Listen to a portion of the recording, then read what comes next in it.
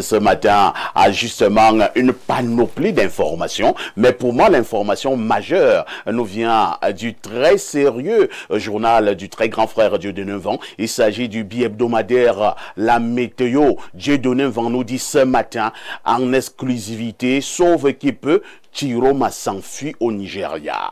Sauve qui peut, Chiroma s'enfuit au Nigeria. Oui, parfait.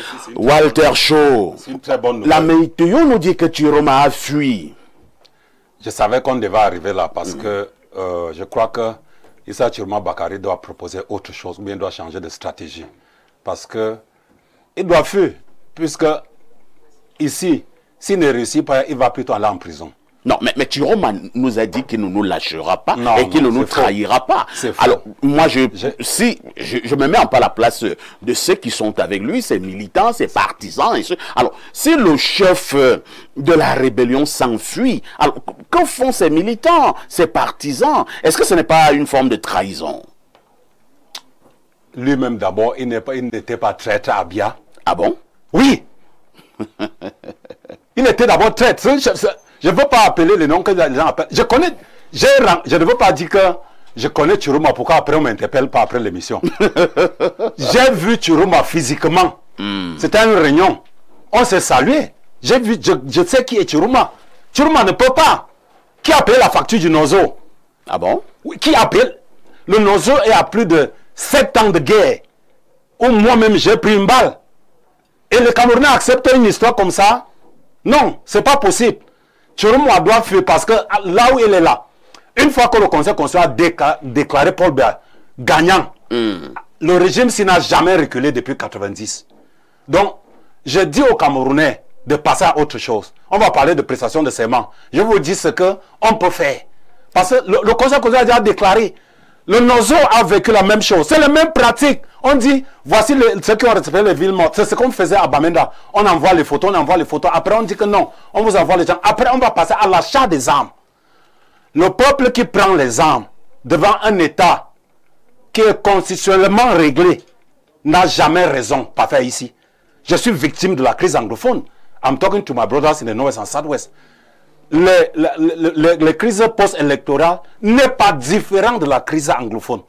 Ce n'est qu'idéologique, de façon idéologique qu'il y a la différence. Parce que c'est le même, on fait les mêmes villes mortes. Les gens sont à la maison. Il y a des gens qui ferment les boutiques parce que, pas parce qu'ils attendent à Chiroma, pas fait, mais parce qu'ils ont peur. Qu'on va venir les représailles. C'est les représailles. Et c'est ça la terreur. Et c'est le terrorisme. On est en plein terrorisme de Chiroma Bakari.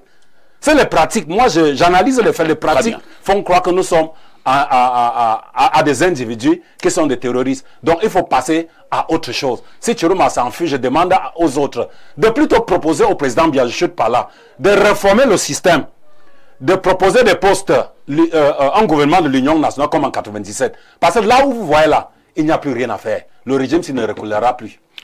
Merci, Dr Walter Shaw. Je vais passer la parole au professeur Noubissier. Professeur, la météo de ce matin nous réveille avec cette information en exclusivité. Hein. Le journal du très grand frère Dieudonné Mvon nous dit que Chiroma s'enfuit au Nigeria et il parle de sauve qui peut. Votre réaction à chaud? La réaction à chaud est simple. Vous savez...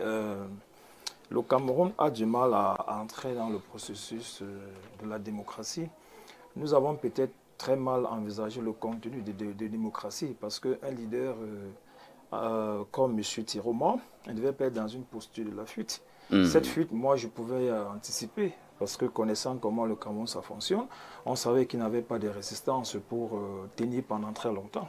Même les personnes qui assuraient sa garde, il suffisait juste qu'un chat arrive pour que tout le monde fuit, c'est la réalité. Mais ce sont des leçons que nous devions, en tant que scientifiques, on doit être interpellé par ce que nous vivons. Parce que dans la logique des choses, quelle que soit la posture, quel que soit celui qui a gagné ou celui qui a perdu, on ne devait pas arriver à ce niveau-là. Nous sommes en 2025 et c'est suffisamment regrettable que M. Chiroma soit en train de prendre la fuite aujourd'hui. Alors cette fuite est le Mais symbole... lorsque M. Chiroma s'enfuit, est-ce qu'il s'est senti menacé? Est-ce qu'il ne veut pas donner raison à ceux qui disaient déjà à gauche et à droite que Chiroma, ses jours sont comptés, il sera mis en prison, il sera mis aux arrêts? On a commencé à réveiller des anciens dossiers. La TNT est montée, c'est descendu, l'histoire de l'avion de Banga Pongo, ainsi de suite. Est-ce que tout cela a fait en sorte que Chiroma puisse prendre la fuite? Je pense que les hommes politiques sont d'abord des humains comme vous et moi. C'est-à-dire, ce n'est pas parce qu'ils sont acteurs politiques. C'est juste que chacun a ses dossiers noirs. Chacun d'entre nous a ce qu'on appelle en psychologie son intimité. Si on expose l'intimité, chacun d'entre nous ici à l'extérieur, vous allez me voir, vous n'allez pas me saluer. Bon, c'est une réalité. Quoi pour dire que M. Chiroma n'est pas à la perfection? C'est un être humain. Il a ses problèmes, il a des contentieux. C'est tout à fait logique. Même ceux qui sont au pouvoir maintenant, si ça change, demain, ils vont fuir. Ça va être une logique, il n'y a rien de spécial à ça. Les gens qui sont là aujourd'hui savent que si demain on dit que ce n'est plus eux qui sont là, ils vont fuir. Tout le monde a ses sales dossiers. C'est une réalité. Bon, la fuite de M. Chiroma, moi je l'aperçois comme une marque indélébile du fait que le Cameroun n'est pas encore prêt à entrer dans un processus démocratique électoral.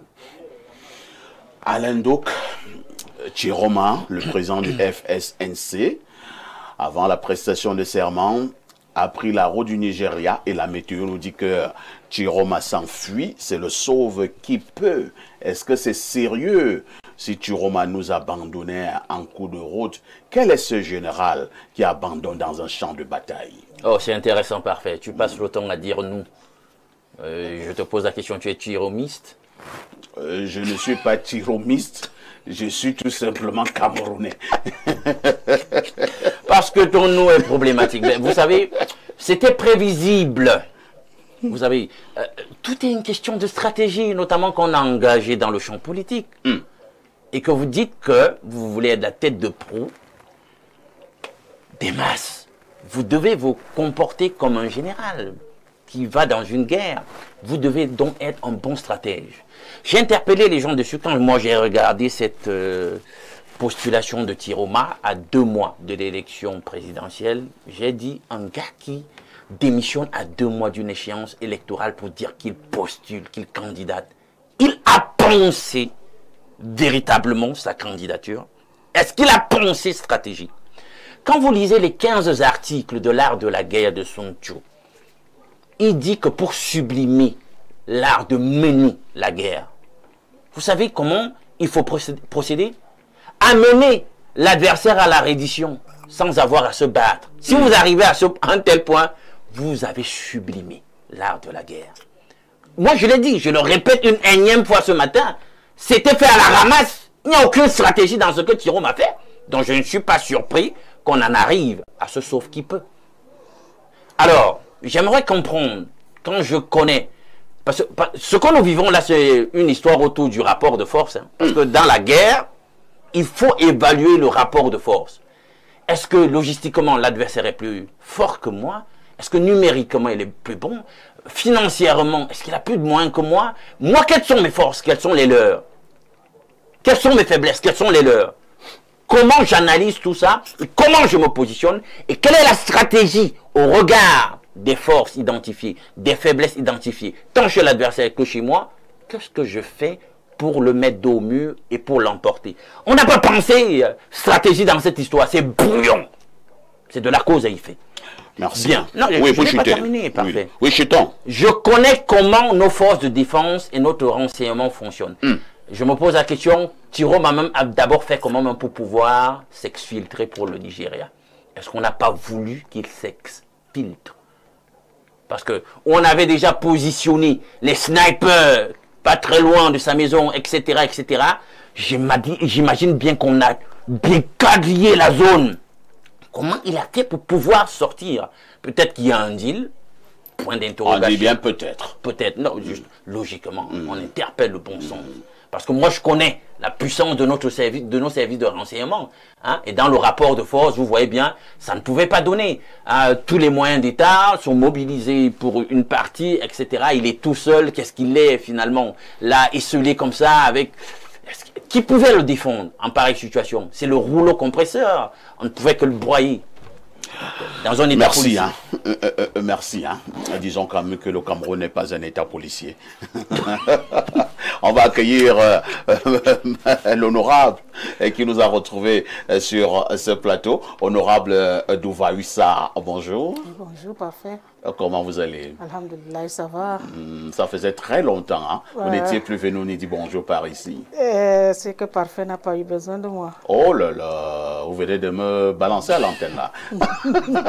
Vous tirez à balles réelles. Honorable, on vous accueille ce matin avec ce sujet de M. Issa Chiroma. Chiroma, il a pris simplement la fuite. Beaucoup pensent qu'il n'avait pas une autre possibilité. Hein. Le rapport de force ne donnait pas. Chiroma a pris ses jambes par le cou et il a pris la poudre d'escampette. Votre réaction? Vous demandez la réaction d'un poids léger.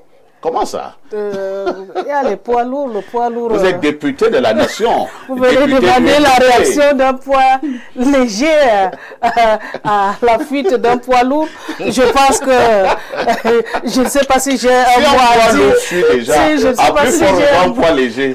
Je ne sais pas si j'ai un mot à dire parce que nous on est le poids léger, on ne pouvait rien faire. Et il y a le poids lourd. Bon, le poids lourd a peut-être trouvé mieux de partir. Moi, dans ma lecture, peut-être que c'est pour pouvoir dire à ses partisans, bon, arrêtez, stop, il faudrait que la paix revienne, il faudrait que... Lorsque le général s'est enfui, que font les soldats? Ils se dispersent, donc peut-être c'est pour dire que stop, arrêtez, il faudrait que notre pays soit en paix parce que on ne voudrait pas que ça s'embrase. Comme je l'ai dit encore hier, je le disais avec d'autres collègues, ce que nous vivons au Nozo, le nord-ouest et le sud-ouest, c'est ce qui est dans l'extrême nord. On ne veut pas que ça s'embrase dans tout le Cameroun parce que c'est pas gai du tout. C'est pas gai du tout que tu n'arrives pas à sortir, à te mouvoir comme tu veux. Tu ne peux pas manger à ta faim. Tu ne peux pas avoir de l'eau potable et consort. Donc c'est déjà, nous battons déjà pour notre survie. Je ne pense pas qu'il faudrait qu'on continue dans cette guerre qui ne nous apportera à rien. Nous avons nos institutions que nous avons votées. Il faudrait que nous les respectons parce que si nous avons accepté être candidat à ces élections avec toutes les lois qu'il y a, je pense que nous devons les respecter.